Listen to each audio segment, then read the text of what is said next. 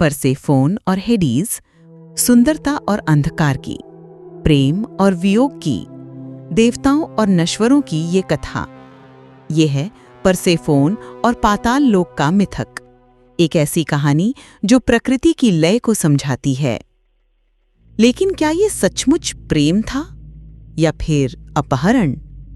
Demeter की पुत्री Persephone, जो फसल और उर्वरता की देवी थीं, वसंत का अवतार थीं। उज्जवल, युवा और निश्चिंत, वो धरती पर ऐसे विचरती जैसे उसे किसी दुख ने कभी छुआ ही ना हो। लेकिन धरती के नीचे पाताल लोक के अंधेरे कोनों में मृतकों के देवता हेडीज उसे बढ़ती हुई चाहत से देखते रहे। एक भाग्यशाली और भयावह दिन, जब परसेफोन ने एक रहस्यमयी नार्सिसस फूल तोड़ने के लिए हाथ बढ़ाया तो धरती फट गई। ऑब्सीडियन घोड़ों वाला रथ और उस पर सवार हेडीज अंधकार से निकले और उसे छीन ले गए। डिमेटर अपनी बेटी के वियोग में पागल सी हो गईं। उन्होंने धरती आसमान छान मारे, लेकिन कहीं कोई पता नहीं। उनके दुख से खेत सूख गए, नदियां थम गईं और दुनिया अपनी पहली सर्दी में डूब गई। आखिरकार देवताओं के राजा ज़्यूस ने हस्तक्षेप किया। उन्होंने परसेफोन को वापस लाने के लिए दिव्य दूत हर्मीज को भेजा। लेकिन इसमें एक पेंच था।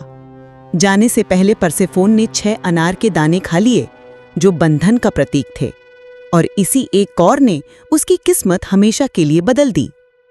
एक समाधान निकला। 6 महीने वो अपनी मां के साथ पृथ्वी पर रहेगी और 6 महीने पाताल लोक की रानी बनकर अंधकार में। और इसी से ऋतुएं जन्मी। उसके लौटने पर बसंत और ग्रीष्म खिल उठते हैं, और उसके जाने पर पतझड़ और शीत उतर आते हैं। लेकिन सवाल यह है, क्या हेडीज एक क्रूर अपहरण करता था, या परसेफोन को सचमुच उसके साथ अपनी जगह भाने लगी?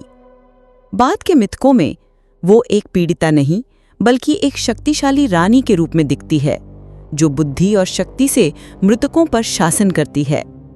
परसेफोन और हेडीज की कहानी जीवन, मृत्यु और पुनर्जन्म के शाश्वत चक्र का प्रतीक है। प्रकाश और अंधकार, विकास और क्षय, दोनों के बीच का अनंत संतुलन।